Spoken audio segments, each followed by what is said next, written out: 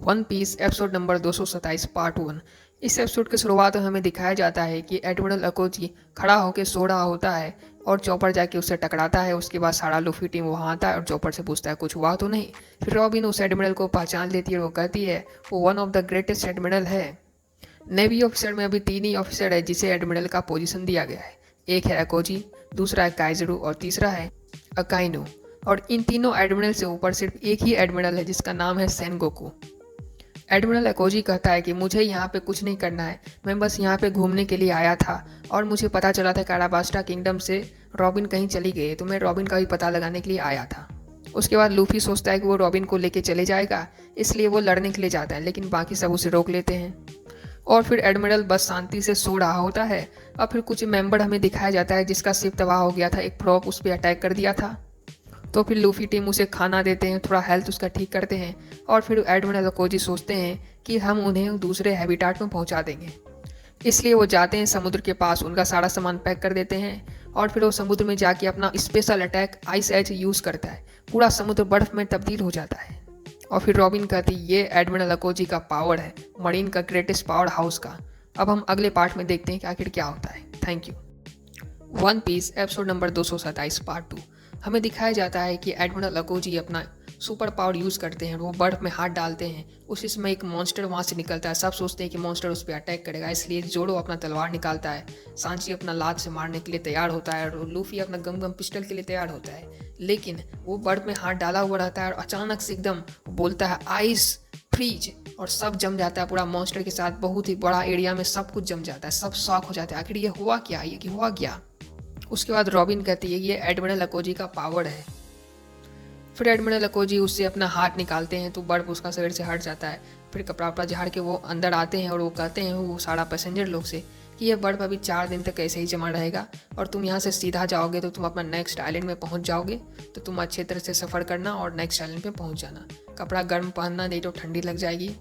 सांची कहता है कि ठंडे में तुम्हारा कपड़ा एकदम सही रहेगा, खाना वाना सड़ेगा नहीं। चौपर कहता है कि अच्छे जाना, ठंडी नहीं लगना चाहिए। और फिर वो सारा पैसेंजर लोग लूफी टीम को कहते हैं कि सारा पायलट बुरा नहीं होता है, तुम लोग उस बात का प्रूफ हो। फिर लूफी पायलट अच्छे तरह से बर्फ में थोड़ा स्केटिंग करते हैं, खेलते हैं। उसके बाद वो लोग वापस आ ही रहते हैं कि एडमिरल अकोजी सीरियस फेस के साथ बोलता है कि अब मैं मन बना चुका हूँ कि रॉबिन को मैं मार दूंगा। ये सुन के लूफी बहुत घबरा जाता है और वो कहता है क्यों। उसके बाद थोड़ा वो जो है एडमिरल अकोजी वो लूफी को उसका दादा के बारे में बताता है कि तुम अपने दादा की तरह केयरलेस हो, एकदम दादा की तरह रिफ्लेक्ट कॉपी मारते हो पूरा। ये सुन के लूफी थोड़ा घबरा जाता है, करे उसे कैसे पता मेरे दादे के बारे में। उसके बाद एडमिरल अकोजी कहता है कि अभी तक रॉबिन जिस जिस टीम के साथ रही है वो हर टीम तबाह हो चुका है। उसके सर में बाउंटी 79 बिलियन जो रखा हुआ है, ये इस बात का प्रूफ है कि वो कितना डेंजरस है, वर्ल्ड थ्रेट है। वो 8 साल के उम्र में इतना ज़्यादा उसका बाउंटी है, तुम सोच सकते हो कितना ज़्यादा पावरफुल है और डेंजरस है। फिर लूफी कहता है भले उसके बचपन में उतना बाउंटी और भले ही उसने पास्ट में कुछ भी किया हो, लेकिन हम किसी भी पर्सन को पास्ट से नहीं जज कर सकते। फिर वो सब कहता है कि हाँ अगर हम पास्ट से जज करते तो हम नामी के साथ नहीं रहते जो कि पहले चोर थी, हम चोरों के साथ नहीं जोड़ रहते क्योंकि वो पायरेट हंटर था। उसके बाद नामी उस सबको टकला मारती है जोर से और फिर तो कॉमेडिक सीन होता है।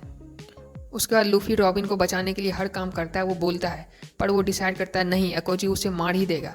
तो फिर अकोजी उसे बर्फ में उड़ाता है, पत्ता तोड़ के और भी फूंक मारता है तो उसको आइस सेवर बना लेता है और फिर से वो अटैक करने जाता है। लेकिन चॉपर जोड़ो अपना तलवार से एकदम हीरो एंट्री मार के उसे रोक लेता है। उसके बाद सांजी वहाँ पे आता है, सांजी भी अपना आइस किक मारता है और उसको रोकता है। लेकिन फिर एकदम गम गम पिस्टल से लूफी भी जाता है उसे मारने के लिए, लेकिन उसका हाथ, किसी का पैर और गम गम पिस्टल से जो टच हुआ था वो तीनों फ्रीज हो जाता है और तीनों दर्द से कर्राने लगता है।